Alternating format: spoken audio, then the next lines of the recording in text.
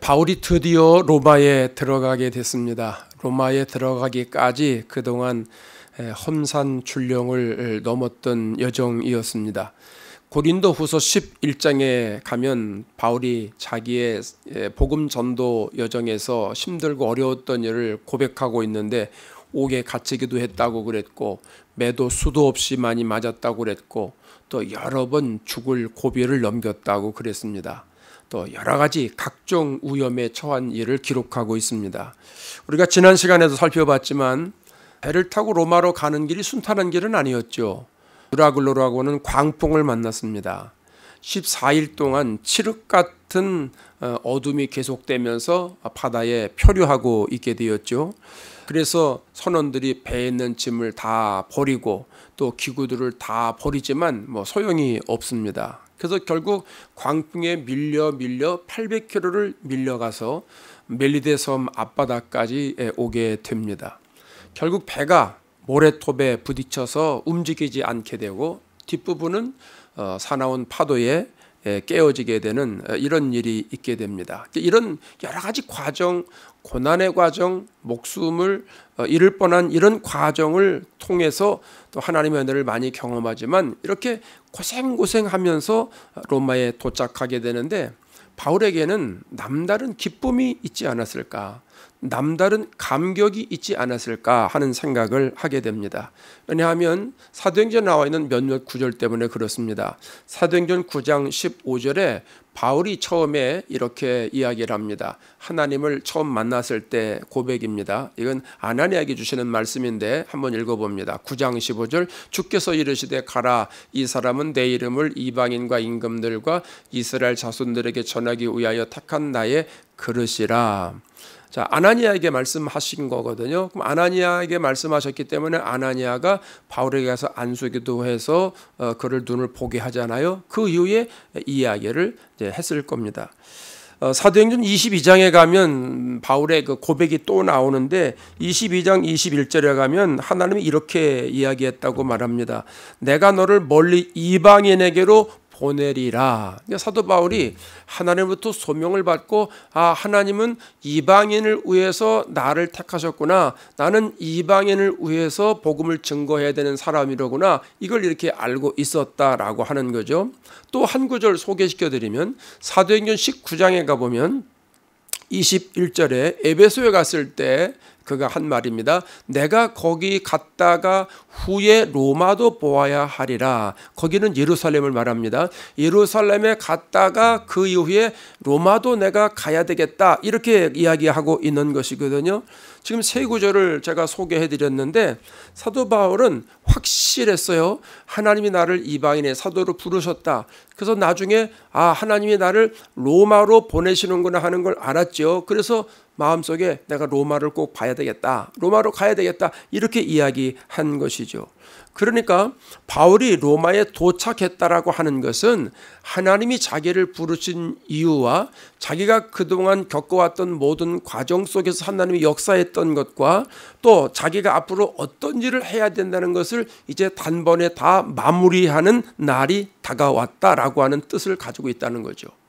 하나님이 자기를 이방인의 사도로 부르셨어요. 이방인의 사도로 부르시기 위해서 그동안 많은 연단과 훈련의 과정을 겪었어요. 그리고 또 많은 나라에 가서 1차, 2차, 3차 전도 여행을 통해서 전도를 했습니다. 이제 마지막 관문이 로마입니다. 로마에 와서 이제 하나님의 말씀을 마무리하게 됐다라고 하는 것이죠. 그러니까 사도 바울이 꿈에 그리던 로마에 온 거예요. 그러니까 로마에 들어왔을 때 그동안 과정은 정말 험난했지만 죽을 뻔했지만 얼마나 감격적인 순간이고 얼마나 기쁨이 넘쳤겠느냐 하는 말씀입니다. 단기 선교를 가보면 현지에 도착할 때까지 우여곡절을 많이 겪습니다. 그리고 현지에 도착을 딱 하면 얼마나 기쁘고 얼마나 감격스러운지 모릅니다. 이곳에서 이제 하나님께서 우리를 통해서 펼쳐나가실 것을 생각해 보면 정말 익사이딩합니다. 2010년도에 제가 멕시코 까말루에 단기 선교를 처음 갔었는데 멕시코 국경, 미국과 멕시코 국경에서 6시간 정도 차를 타고 더 남쪽으로 내려갑니다. 요즘은 이제 도로가 많이 좋아져 가지고 아마 4시간 정도면 가지 않겠나 이제 이런 생각을 하게 되는데, 차에다가 이제 짐을 많이 실지 않습니까? 그렇다고 마구제비로 실 수도 없고 국경에서 조사하는 게 있습니다. 그럼 그 잘못하면 거기서 또 이렇게 뺏기기도 하고 그러니까 가급적이면 그걸 끝까지 가져가야 되잖아요. 선교지까지 가져가야 되니까 짐을 아주 잘 실어야 됩니다. 그리고 기도 제목이 뭐냐면 하나님 국경에서 그냥 패스하게 해주세요. 그게 샌디에고 도착하면 그때부터 계속 기도하는 겁니다. 대원들이 차를 타고 가면서 하나님 국경에서 패스하게 해주세요. 하나님 패스하게 해주세요. 패스하게 해주세요. 이게 이제 기도 제목입니다. 그렇게 해서 이제 패스를 하고 갑니다. 중간중간에 가보니까 검문소가 있더라고요. 처음에는 제일 처음에 갔을 때는 뭐 그때는 뭐 요즘처럼 무슨 뭐 이 지도를 보고 쫙 가는 게 아니고 이게 잘 안 돼 있을 때니까 프린트를 합니다. 지도를 프린트를 해가지고 그거 보고 찾아가는 겁니다. 아, 여기서 오른쪽으로 가라 해서 이 도로가 맞나? 이게 맞나? 맞는 것 같아. 여기서 오른쪽. 초행길이니까 이렇게 해서 이제 가는데, 제가 이제 운전을 하고 2호차, 3호차 쭉 오는데, 가다 보니까 이렇게 수라는 거예요. 군인들이 총을 들고 수라는 거예요. 서야죠. 유리창을 내리래요. 내리니까 총구를 제 가슴에다가 딱 대는 거예요. 얼마나 놀랐는지. 아니, 군이 총구를 문을 딱 열고 제 가슴에다가 딱 대면서 왜 왔냐는 거예요. 그럼 뭐 우리 왜 왔어요? 선교회로 왔죠. 미션 출입회로 왔다. 그랬더니 한참을 쭉 보더니 그냥 가다 보니까 그런 사람이 또 있어요. 뭐 그때보다는 좀 처음보다는 덜 놀랐는데, 그때도 이게 또 무슨 일인가 또 이렇게 이제 생각을 하고 그랬어요. 나중에 알게 됐지만 마약 때문에, 마약 유통하는 차인지 그거 확인하고 검거하려고 그랬다는 거예요. 두 번째 갔을 때도 아마 그랬던 것 같아요. 그런 우여곡절을 이제 겪고 나서 현지에 도착하게 됩니다. 이걸 쫙 가다가 이 동네 같은데 여기 어디지? 여기 왼쪽으로 가라. 왼쪽. 목사님 왼쪽. 그래서 오케이, 왼쪽. 쭉 가다 보니까 오른쪽 교회. 야, 교회 있다. 여기 다 왔다. 너무 좋아가지고 이제 도착을 했어요. 그러고서 이제 짐을 다 풀고 이제 개회 예배를 드리잖아요. 도착 예배를 드리는데 얼마나 마음이 뿌듯하고 뜨겁고 눈물 나는지, 그동안 이곳을 오기 위해서 있었던 많은 일들이 있잖아요. 그걸 다 넘어가지고 이제 이곳에 와서 이곳에서 일주일 동안 이제 집을 짓고 하나님이 계획하게 하신 일을 이제 펼쳐야 되잖아요. 그러니까 하나님의 일을 그곳에서 이제 펼쳐야 되는 일이기 때문에 그때 감격은 이루 말할 수 없습니다. 물론 바울의 심정을 따라갈 수는 없죠. 바울이 로마 갔을 때 그 심정이었을 것이다. 그 생각을 제가 하고 이 말씀을 드리는 거예요. 말씀 준비하다가 그 마음이었겠다. 비교할 수는 없지만 바울이 그 마음이었겠다 하는 생각으로 바울의 심정이 얼마나 기쁘고 감격적이었고 뜨겁고 눈물 났었나, 이걸 제가 이제 짐작을 해봅니다. 성경은 그런 말 없는데 제가 생각해 보니까 그럴 것 같아요. 여러분도 그럴 것 같지 않습니까? 그런 마음이라 생각합니다. 자, 그럼 이제 바울이 로마에 가서 어떤 일을 어떻게 하는지 살펴보도록 하겠습니다. 자, 첫 번째로는 바울이 처한 환경을 우리가 살펴볼 필요가 있습니다. 왜냐하면 환경이 녹록지가 않습니다. 16절을 한번 볼까요? 16절. 우리가 로마에 들어가니 바울에게는 자기를 지키는 한 군인과 함께 따로 있게 허락하더라. 바울은 로마 시민권자예요. 그래서 황제에게 상소했기 때문에 아직은 미결수입니다. 그러니까 배를 타고 올 때 자유롭게 오는 게 아니잖아요. 바울을 끝까지 책임지는 호송 책임자가 있었어요. 백부장 율리오라는 사람이 있었어요. 그래서 그 율리오가 로마에까지 이제 왔어요. 그럼 로마에서 바울을 인계될 거 아니에요. 그래서 황제의 근위대장에게 아마 인계되었을 겁니다. 근데 황제의 근위대장이 바울을 옥에다가 가둬놓지 않고 오늘 본문에 보니까 지키는 한 군인과 함께 따로 있게 허락했다 그랬어요. 이게 무슨 말이냐면 민가에 있도록 배려를 했다라고 하는 거예요. 30절에 가보면 세 방에서 머문다고 그랬어요. 세 방에서 2년 동안 머문다고 그랬는데, 이 세 방은요, 우리 개념으로 그냥 방을 하나 얻어가지고 거기서 자유롭게 사는 그런 게 아니라, 학자들의 말에 의하면 로마의 변두리에 있는 아주 허름한 집이라는 거예요.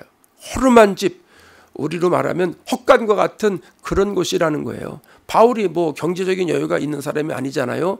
그러니까 이제 성도들이 보내준 헌금을 가지고 렌트비를 내지 않았겠습니까?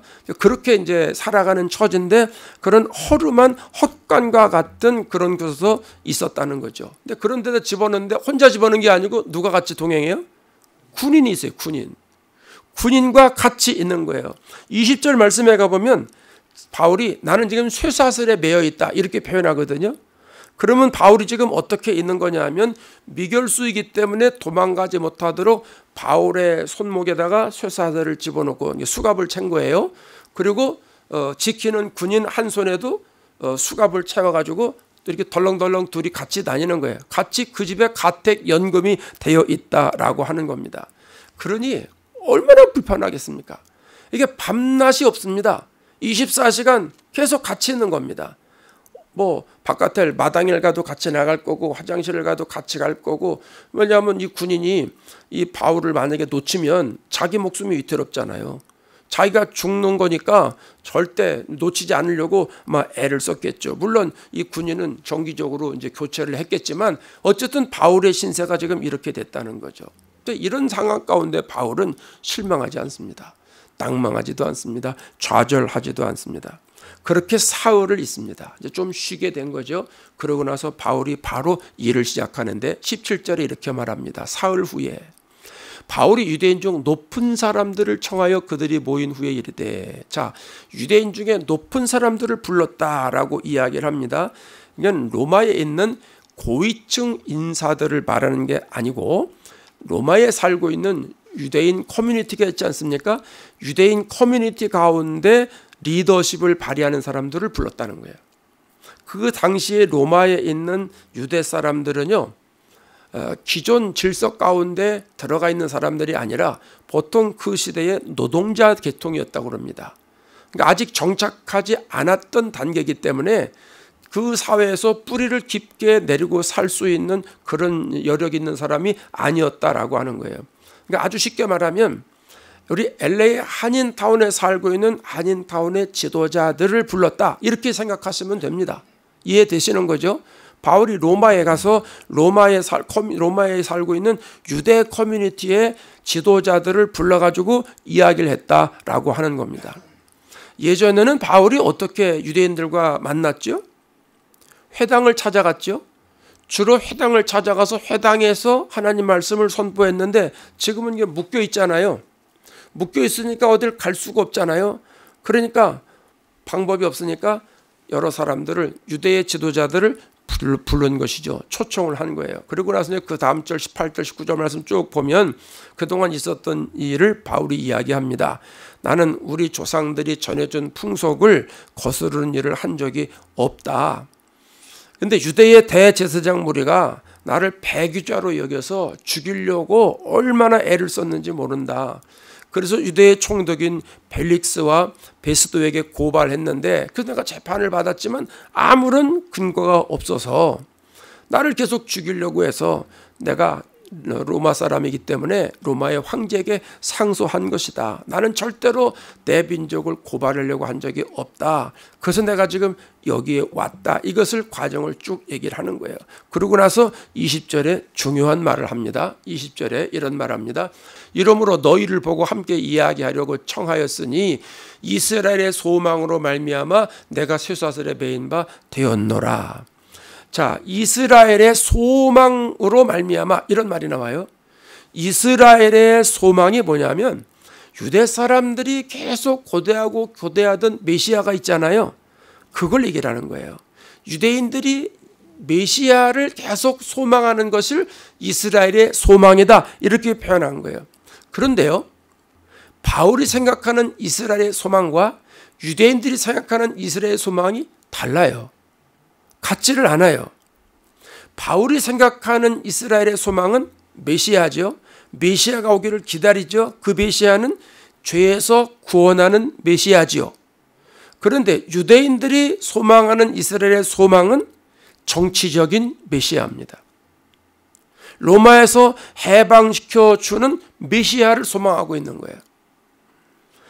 사도행전 1장에 가면 예수님이 부활하시고 제자들과 함께 40일 동안을 같이 계시잖아요. 그러면서 예수님이 당부를 해요. 예루살렘 떠나지 말고 하나님께서 약속하신 것, 아버지께서 약속하신 것 기다려라. 요한은 물로 세례를 베풀었지 너희는 몇 날이 못 되어서 성령으로 세례 받을 거야. 그러면서 여기서 약속한 것 기다려. 이러니까 제자들이 예수님께 이런 질문을 해요. 사도행전 1장 6절에 뭐라고 그래요? 그들이 모였을 때 제자들입니다. 예수께 여쭈어 이르되 주께서 이스라엘 나라를 회복하심이 이때니까 하니. 이스라엘 나라의 회복, 로마의 압제로부터 해방되는 날, 이건 정치적인 메시아를 말합니다. 로마의 압제에서 해방되어서 우리도 이제 자유를 마음껏 누리고 경제적인 부여도 누리고 경제적인 번영도 누리고 십자가에 달려 죽는 메시아가 아니라 죽지 않는 메시아, 자연 사하는 메시아, 한마디로 말하면 백마 타고 오는 메시아, 이런 메시아를 기다렸다라고 하는 겁니다. 그래서 유대 사람들이 생각하는 이스라엘의 소망과 바울이 생각하는 이스라엘의 소망은 다르다라고 하는 거예요. 그러면 바울이 생각하는 이스라엘의 소망, 바울이 기다리는 메시아, 이건 어떤 메시아였습니까? 그 예수님은 나사렛 출신의 가난한 집에서 태어난 메시아죠. 정치적인 문제, 경제적인 문제 상관없는 메시아였어요. 어떻게 보면 무기력하게 십자가에 달려 죽은 메시아였어요. 그런데 3일 만에 부활하신 예수 그리스도 메시아였죠. 사도 바울이 전하는 메시아는 죄의 문제를 해결해 주신 메시아 예수 그리스도라고 하는 거죠. 영원한 생명을 주시는 예수 그리스도라고 하는 것이죠. 그래서 유대인들이 소망하는 메시아와 바울이 소망하는 메시아가 이렇게 완전히 달랐다라고 하는 겁니다. 바울의 소망은요, 이스라엘 사람들이 생각하는 소망하고는 차원이 다른 거예요. 바울의 소망은 예수 그리스도예요. 예수님만이 내 죄를 해결해 주시는 유일한 분이고 예수님만이 영원한 생명을 주시는 유일한 분이기 때문에 바울은 자기가 지금 쇠사슬에 매여 있어서 세방살이를 하는 학원이 있어도 로마의 변두리에서 누추한 곳에 사는 몸이 되었지만 그럼에도 불구하고 바울은 메시아를 전하고자 하는 그런 열정으로 가득 차 있었다라고 하는 거죠. 그것이 이스라엘이 가졌던 소망과 전혀 다른 소망이었다라고 하는 겁니다. 비록 육신은 매여 있어도 그의 심령은 매이지 않았다라는 거죠. 이걸 보면서 중요한 깨달음을 얻습니다. 우리도 어떻게 하면 사도 바울처럼 예수님께 매여서 메시아를 전할 수 있을까? 외형적으로는 쇠사슬에 매여 있지만 사도 바울은 예수님께 매여 있는 사람이지 쇠사슬에 매여 있는 사람이 아니에요. 환경은 매여 있을지 몰라요. 왜냐하면 딴 데 가지 못하니까, 가택연금이니까 외출을 할 수 없으니까 매여 있는 것 같으나 그의 마음은 매여 있지 않습니다. 그래서 많은 사람을 초청한 거예요. 그 사람들을 불러서 거기서 자기가 생각하는 메시아, 경험하는 메시아를 전하려고 했다라고 하는 거죠. 사람들은요, 예수를 잘 믿다가도 어떤 사람들은 환경이 좀 어렵고 자기가 무슨 물질에 매이고 건강에 매이고 관계에 매이고 이러면 예수 믿는 거를 슬쩍 내려놓으려고 합니다. 거기서 무슨 복음 증거, 거기서 무슨 메시아, 내가 지금 내 거가 석자인데 지금 메시아고 뭐가 어딨어? 이런 마음이 있다는 거예요. 이런 마음 우리들에게 있지 않습니까? 내가 지금 하나님 앞에 부름받아서 영혼 구원하는 사명이 나에게 있는데 지금 내가 경제적으로 어렵고 육신적으로 어렵고 여러 가지로 해결해야 될 문제가 많으니까 그건 뭐 나중이고 안 한다는 건 아니고 예수님은 나중이고 지금 이 문제부터 해결해야 된다라고 생각하는데 그러는 사람은요, 문제에 완전히 매여 있는 사람이에요. 예수님께 매여 있는 사람이 아니에요. 그렇기 때문에 바울을 보면서 어떻게 하면 예수님께 매여 있으면서도 복음을 전할까? 여러 가지 매여 있다 할지라도 그런 가운데서 어떻게 하면 복음을 전할까? 만나는 사람에게 어떻게 복음을 전할까? 이것을 깨닫게 된다라고 하는 겁니다. 여러분, 예수님이 나의 구세주이기 때문에 예수님께 소망을 둔 사람은 좌절하지 않습니다. 예수님이 나의 생명이시기 때문에 예수님께 소망을 둔 사람은 결코 기죽지 않고 무너지지 않습니다. 예수님이 나의 주인이기 때문에 예수님께 소망을 둔 사람은 결코 절망하거나 포기하지 않으면서 예수님의 말씀을 증거한다라고 하는 사실입니다. 예수님이 내 인생의 길이요, 진리요, 생명이요, 소망이기 때문입니다. 이 믿음을 소유하는 저와 여러분들 되시기를 바랍니다. 두 번째로 바울의 설교 내용을 보도록 하겠습니다. 23절을 보겠습니다. 23절. 자, 23절 다 같이 읽습니다. 시작. 그들이 날짜를 정하고 그가 유숙하는 집에 많이 오니 바울이 아침부터 저녁까지 강론하여 하나님의 나라를 증언하고 모세의 율법과 선지자의 말을 가지고 예수에 대하여 권하더라. 로마에 살고 있는 유대인들이 많이 왔다고 그랬잖아요. 많이 왔어요. 자, 여기 한번 볼까요? 23절에 그가 유숙하는 집에 많이 오니 이랬잖아요. 이 많이가 비교급으로 되어 있는데요. 17절에 있는 유대인 중에 높은 사람들이라고 그랬잖아요. 그러니까 그런 사람보다 더 많이 왔다라고 하는데 이건 수적으로도 더 많이 왔다라고 하는 의미도 되고 또 꼭 그 유대인의 그 지도자들뿐만 아니라 복음을 알려고 하는 사람들, 복음을 관심 있는 사람들이 많이 왔다 이런 의미도 된다라고 하는 것이죠.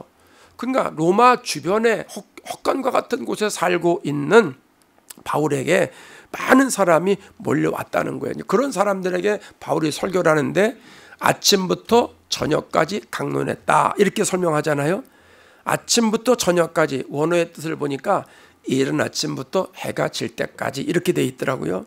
그러면 아침 일찍부터 저녁 해질 때까지, 그러니까 동뜰 때부터 동질 때까지 하루 종일이죠. 하루 종일 뭐를 한 거예요? 하나님 나라를 증언하고 그 다음에 모세 율법과 선지자의 말을 가지고 누구를 전했어요? 예수에 대하여 전하더라. 두 가지입니다. 하나님 나라를 증언하는 거죠. 하나님 나라가 누굴 통해서 이루어졌어요? 예수님을 통해서 이루어졌잖아요. 그걸 계속 증거했다라고 하는 겁니다. 모세 오경의 이게가 예수님에 대해서 증언한 것이잖아요. 그러니까 한마디로 말하면 우리 조상들이 기다리던 메시아가 예수님이다. 그 예수님이 오셨다. 그 예수님이 구세주다. 그 예수님이 십자가에 달려 돌아가셨다. 그 예수님이 부활하셨다. 복음이 예수님이다. 이걸 지금 이야기하고 있다라고 하는 거죠. 그런데요, 오늘 본문 가운데 23절 가운데서 제가 놀라운 사실을 또 하나 발견했는데 그게 뭐냐면 두 가지. 하나는 바울의 열정이라는 거예요. 바울의 열정. 자, 바울 나이가 지금 60대입니다. 바울이 보통 30대 초반 중반 요때에 예수님을 다메섹에서 만났다고 그래요. 그리고 이때가 지금 바울이 로마에서 2년 있다가 이제 죽거든요. 그럼 바울이 이때가 지금 60살에서 62살 정도 됐다고 말을 합니다. 당시 60대는요. 오늘날로 따지면 굉장히 많은 거예요. 오늘날은 아마 한 8, 90대 되지 않겠나 싶어요. 제가 자료를 찾아보니까 바울 시대에 로마의 평균 나이가 30세입니다. 30세. 저도 깜짝 놀랐습니다. 왜 그런가 했더니 이유가 있더라고요. 신생아들 유아 사망률이 상당히 높았대요. 그러기 때문에 그런 사람들이 많았기 때문에 전체적으로 떨어졌는데 이제 청년으로 자라고 장년으로 이렇게 자랄 때 그 생존한 사람들의 평균 나이는 한 50 정도 됐다고 그래요. 50 정도. 뭐 많아도 55세 정도 됐겠죠. 그 중에 이제 그 좀 부유한 사람들, 원로원에 있는 사람들, 또 황제들, 지식인들 중에서는 일부에서는 60에서 70 정도 살았다고 그럽니다. 그러니까 바울이 아마 가장 많이 사는 사람들 계층에 들어가지 않겠나 이런 생각을 합니다. 여러분 한번 생각해 보세요.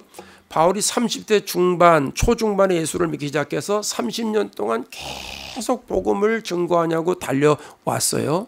근데 지금은 바울이 죄수의 몸이잖아요. 손에 지금 이 수갑이 차 있잖아요. 많은 고난과 환난을 겪어서 여기까지 왔어요. 그야말로 만신창이가 되지 않았겠습니까?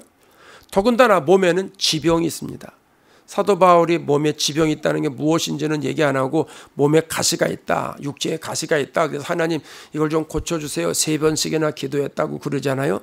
그 학자들마다 어떤 사람은 안질이다, 어떤 사람은 간질이다, 뭐 여러 가지 얘기를 하는데 정확한 건 몰라요. 근데 어쨌든 몸에 지병이 있습니다. 그런 몸을 가지고 지금 하루 종일 설교하는 거예요. 더군다나 바울이 있는 곳이 대학교 강단이 아니잖아요. 아주 편안한 강의실도 아니고 책상과 의자가 안락하게 갖추어져 있는 것도 아니고 우리처럼 이렇게 의자에 편안하게 앉아 있는 공간이 아니고 마이크 시스템, 방송 시스템이 되어 있는 것도 아니잖아요. 그냥 허름한 공간이에요. 한 손에는 쇠사슬에 지금 매여 있다는 거예요.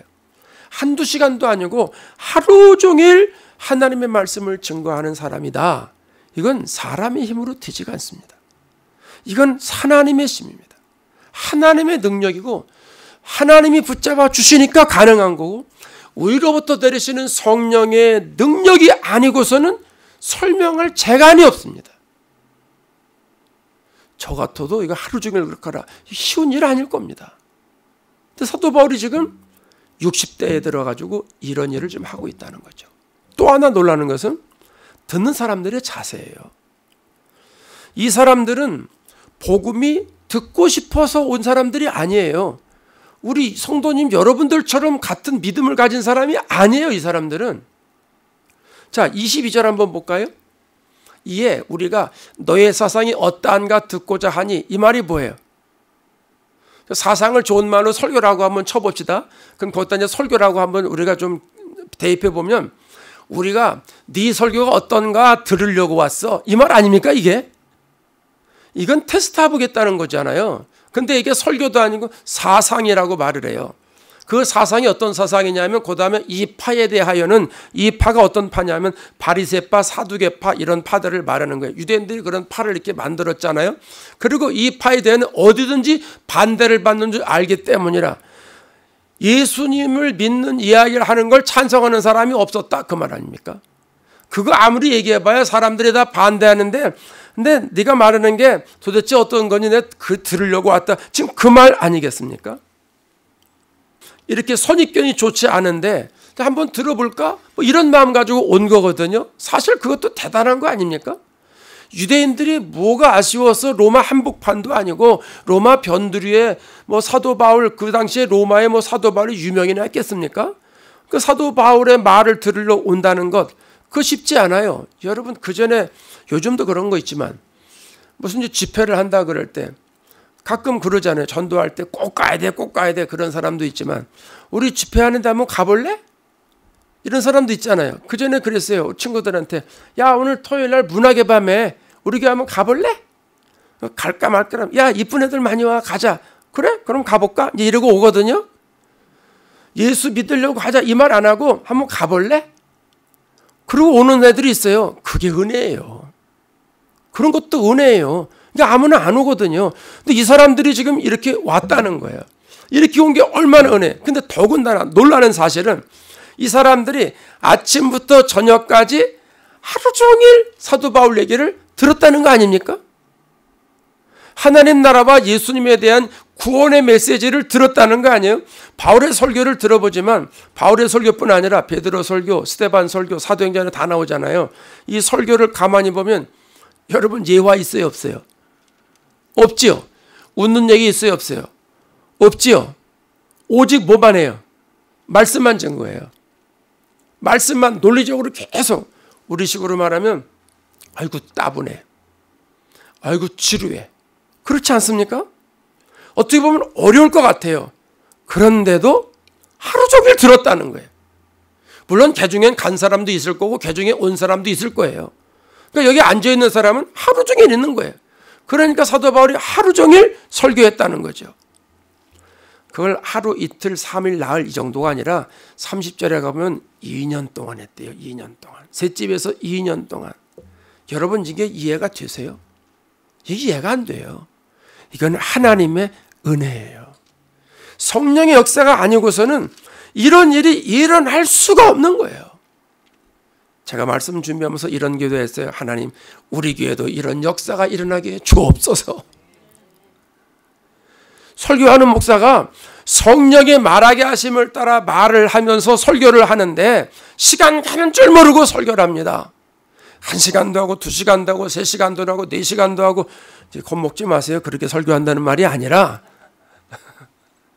그렇게 한번 했다고 치자고요. 그 놀라운 일 아닙니까? 하루 종일 했다고 쳐봐요. 놀라운 일이죠. 또 설교를 듣는 성도들이 성령에 끌려서 설교를 듣는데 예수님 얘기예요. 예수님 얘기를 듣는데 시간 가는 줄 모르고 그 말씀을 듣는다. 은혜지요, 은혜. 그러니까 성령에 이끌려 설교하는 목사와 성령에 이끌려 설교를 듣는 교인들, 이런 공동체가 되면 좋겠다는 거죠. 우리 교회가 그런 교회가 되면 얼마나 좋을까, 이 생각하고 기도했어요. 여러분, 이런 교회가 되길 위해서 같이 힘을 모아서 기도하시기 바랍니다. 그 다음에 세 번째는 바울의 설교를 들은 사람들의 반응입니다. 24절을 보겠습니다. 24절 시작. 그 말을 믿는 사람도 있고, 믿는 사람도 있고 믿지 않는 사람도 있다. 어떻게 보면 바울과 같은 위대한 설교가를 어떻게 그 설교를 듣고 안 믿을 수가 있어? 이럴 수도 있죠. 제 설교 듣고 안 믿을 수는 있어요. 뭐 특별한 설교도 아니고 뭐 탁월한 사람도 아니니까, 설교를 뭐 그렇게 잘하는 것도 아니니까. 근데 사도 바울은 저하고 비교할 수 없는 사람 아닙니까? 그러니까 사도 바울은 정말 영감도 탁월하고 뭐 부족한 것이 없는 사람인데 어떻게 바울의 설교를 듣고 못 믿을 수 있어? 이렇게 이야기할 수 있지만 전혀 이상한 게 아니에요. 왜냐하면 예수님 설교를 듣고도 믿지 않은 사람이 있잖아요. 가룟 유다. 3년 동안 따라다니면서 예수님 때문에 먹고 자고 그렇게 호강스러운 생활을 했어도 은 30에 예수님 팔고 이랬잖아요. 그러니까 믿는 사람도 있고 믿지 않는 사람도 있는 건 당연한 것 같은데 우리는 어느 쪽으로 가면 좋겠어요? 그렇죠? 믿는 사람 쪽으로 가야죠. 할렐루야. 하나님 말씀을 듣고 믿는 사람 쪽으로 가기를 바랍니다. 그래서 우리 교회 와서 말씀을 들을 때 이 믿는 은혜, 또 믿어지는 은혜, 하나님의 은혜가 넘쳐서 설교하는 사람이나 설교 듣는 사람에게 은혜가 막 넘쳐가지고 그 말씀에 영권이 있고 영역이 있고 또 말씀을 들을 때 믿어지는 은혜가 있는 거예요. 그 말씀이 그냥 믿어지는 거예요. 그 말씀대로 아멘 하게 되고. 그래서 하나님이 내 영혼을 구원해 주셨다는 이야기를 들을 때마다 그냥 믿어주는 은혜가 우리 재단에 충만하기를 바랍니다. 여러분, 믿지 말아야 할 것 믿으면 사기당하는 겁니다. 믿지 말아야 하는 거 믿으면 사기당하는 거예요. 제 동료 목사님이 영사관에서 전화가 왔대요. 그래가지고 뭐를 쫙 물어보는데 제가 목사로 했더니 저도 교인이라고 어느 교회 집사라고 그러면서 열심히 얘기를 하는데 왠지 모르게 자꾸 이상한 걸 자꾸 물어보더라는 거예요. 뭐가 뭐 잘못돼서 돈 문제가 어떻게 잘못되고 그러다가 자꾸 물어보다가 아주 이상한 것 같아서 그럼 다음번에 하겠다고 그냥 끊었다고 그러더라고요. 근데 그게 무슨 전화예요?